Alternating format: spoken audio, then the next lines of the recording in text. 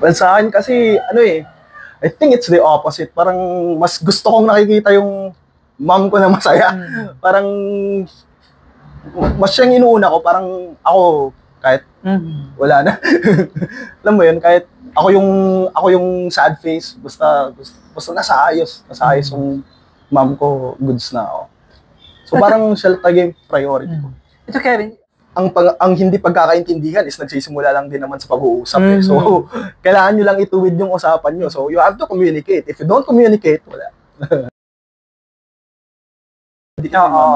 Alam mo, natutuwa ko, may ginawa kang isang video na kung saan, I think sa ang lokasyon nyo sa Baguio, habang naglalakad siya, na kinukuhanan mo siyang nakatalikod. Ano yung nararamdaman mo tuwing nakikita mo na patuloy pa rin ngumingiti ang nanay mo na kahit minsan nakikita niyang nabibigo ka at nasasaktan ka? Well, sa akin kasi, I think it's the opposite. Parang mas gusto kong nakikita yung mom ko na masaya. Parang mas siyang inuuna ko. Parang ako, kahit wala na. Alam mo yun, kahit ako yung sad face, basta nasa ayos yung mom ko, goods na ako. So parang siya talaga yung priority ko. Ito, Kevin, may tuturing ba ang sarili mo na isang mabuting anak? Mabuting anak? I think hindi. Hindi. May mga kalokohan din naman mga bawat tao. Pero I can say is meron kang balik, kumbaga. Meron kang mabuting balik dun sa despite dun sa ginagawa mong mali. Despite sa pagiging bad boy mo, meron kang binabalik sa kanila na kabutihan. Which is, I think, that's equated to, being a good son or whatever. Bilang isang mama's boy, sabi mo nga kanina, ano ang pinaka-tatak sa puso at isipan mo na pangaral na binibigay niya lagi sa'yo? Pangaral ni mama? Mag-aral ka ng mabuti. Mag-aral ka ng mabuti kasi yan lang maipapamana ko sa'yo. So, yun lang yung tinupad mo naman. Yes. Diba? Tinupad mo naman yung pangarap na yan. And ngayon ay, kung hindi ko nagkakamali, may maayos kang trabaho. Diba? Yes. Pero, bakit sa kabila na ng pagbibigay sa iyo ng isang magandang oportunidad sa corporation world, bakit binabalik-balikan mo pa rin ang pag-awit? Wala eh. Ito talaga ata yung first love ko. Parang, actually, tinry ko. Talagang may times na nag-quit ako. Pero, hinahanap-hanap ng system ko. Parang it's everywhere. Music is everywhere. Pag lalakad ako, makarinig lang ako ng tunog. Makarinig lang ako ng kanta. Either sabayan ko or, ayos to ah. Yung ina-appreciate mo siya. So, and then, looking at my batchmates, mga kabatch ko na nag-e-excel sa music industry ngayon, sabi ko, layo na rin ang narating nila. Parang, ako, well, kinumpare ko yung sarili ko dun sa mga narating nila in terms of music. Sila kasi hindi huminto eh. Ako kasi pahinto-hinto. So, sabi ko, siguro kung hindi ako huminto, baka ganito ako ngayon. Something like that. But then again, yun siguro yung mga factors kung bakit hindi ko pa rin maiwan-iwan yung music na I still have to come back. Parang, not for the sake of earning, like, kasi sa banda, tugtog pera. Tugtog pera yung sinasabi nila eh. O, tutugtog ka para magkaroon ng income. Ginagawa mong livelihood. Pero, for me kasi is parang returning to music, pero hindi na yun yung goal. Yun na yung ginagawa ko. Yeah. Okay. Speaking of kumikita, kumusta ang mga kanta mong na ilathala na sa iba't ibang music platform? Pag-usapan natin yung moment. Napakaganda ng kanta mo ng moment. Alam mo, first, nung binigay mo sa akin yung link at lahat yun, pinakinggan ko, lahat sila magaganda. Malalim, no? Mapuso yung mga kanta mo. Ipaliwanag mo sa amin at sa nanonood sa mga kwentong Pilipino, mula sa isang original na kumanta ng moment, saan ito umiikot na kantang ito? Well, yung moments is, it's a happy feeling na parang you relive in those experiences, in those moments na kasama mo yung special someone mo. not necessarily na karelasyon mo or something. Like, yung happy person lang. Parang more on reliving those moments na you're together.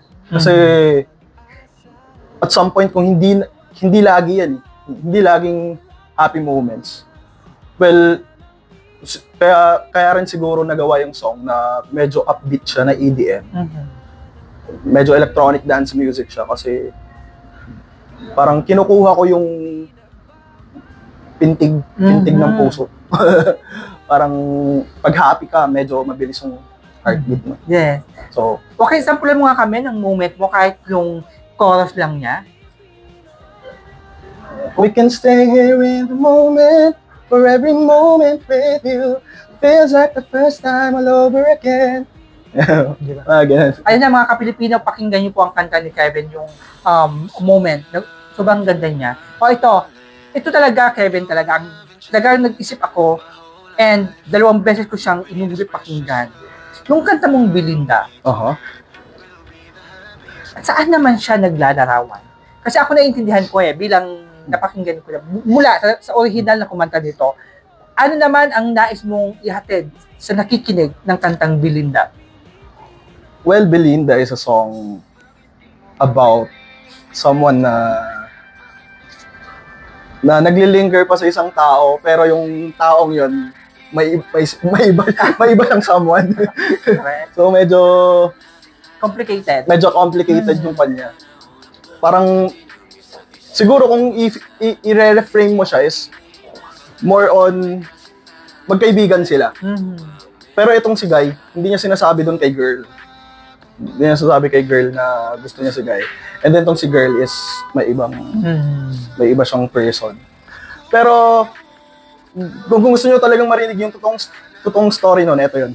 Ito talaga yung totoong story. Coming from may ka-collab, kasi collaboration yun kasama akong rapper. Siya talaga yung nag-isip nung title kung bakit Belinda. So, nasa isang coffee shop kami ni Danny Louie, shoutout sa'yo. Nag-uusap kami. Gawa kaya tayo ng collab, sabi ko. Gawa tayo ng collab. Tapos, tungkol saan, sabi niya. Kasi nung time na yon, trending yung mga songs like Catriona. Yung mga songs na related sa celebrities or someone prominent.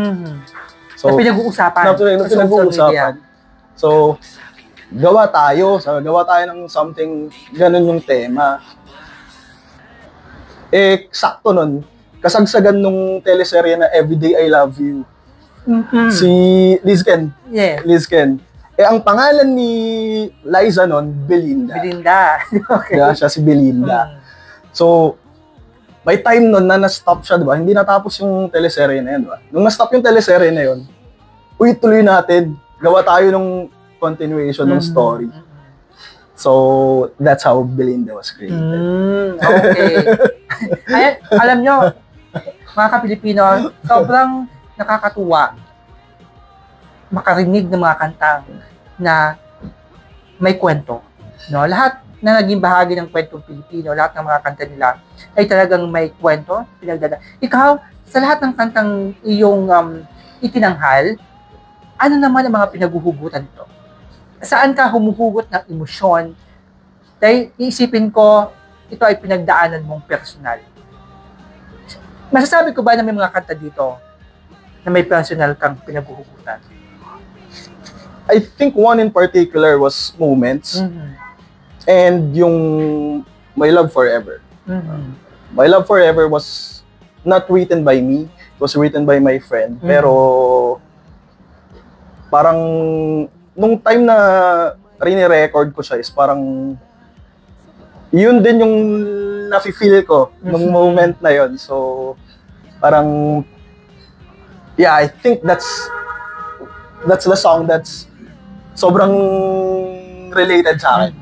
Pero the rest of the songs, medyo hindi ako. Actually, marami pa siyang kanta, no, mga Kapilipino.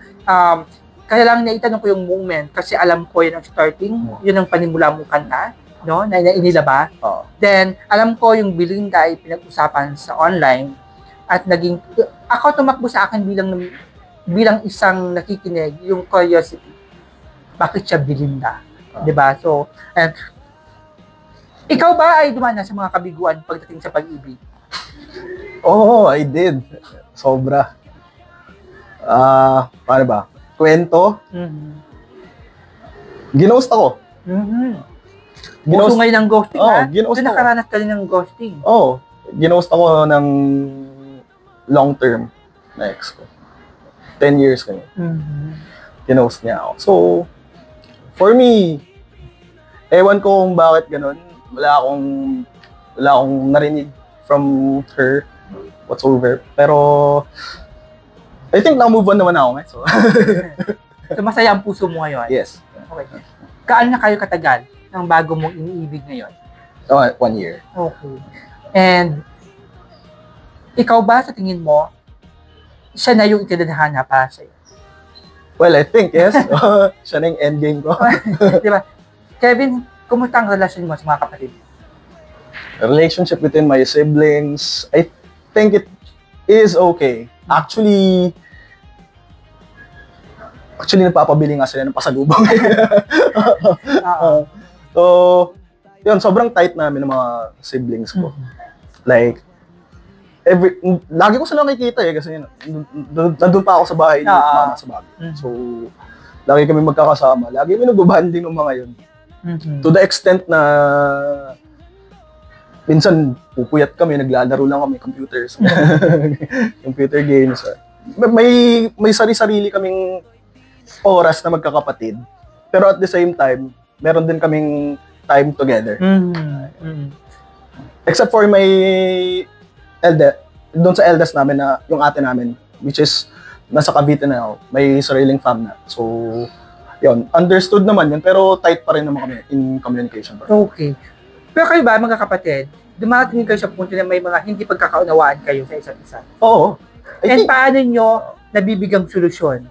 I think that's normal eh. Pero the only way to go is to communicate. Kailangan nyo talagang pag-usapan yun kasi ano to, silent treatment na lang. Mang-ghost ka din ba? I mean, kailangan nyo pag-usapan kasi first of all, ang hindi pagkakaintindihan is nagsisimula lang din naman sa pag-uusap. So, kailangan nyo lang ituwid yung usapan nyo. So, you have to communicate. If you don't communicate, wala. Yeah. Ayos Kevin ba, saan mas nahihirapan? Humingi ng tawad o magpatawad? I think it depends. Kasi naniniwala din ako na may mga taong hindi talaga nagpapatawad. Yeah. It depends dun sa severity. No? Depends dun sa kung gaano kagrabe yung ginawa sa'yo. But then again, for me, it is best na magpatawad pa rin. Kailangan walang galit sa puso. But then, naniniwala din ako na may mga tao talaga na hindi sila nagpapatawad. Kevin, naniniwala ka ba na ang pagbibigay ng patawad, dapat wala ka nang dinaramdam sa puso mo? Half yes, half no. Kasi ako sa experience ko, well, I don't wanna name the person or kahit mentionin yung experience na yun. Pero yung sa akin is napatawad ko na siya. Pero hindi na siya magiging tulad ng dati. Na parang hindi na siya yung usual na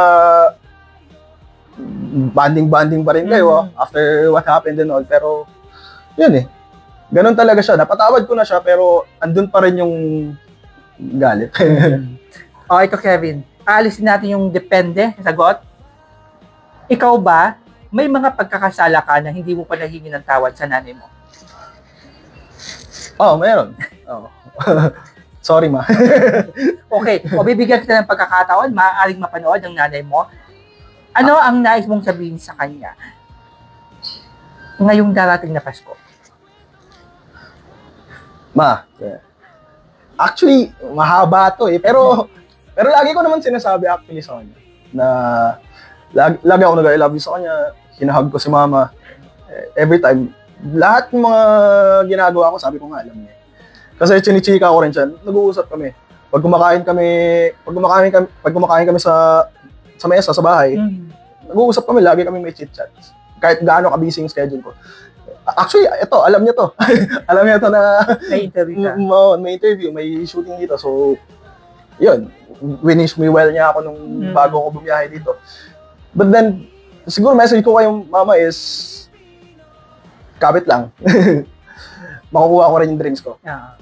And it's for all of us.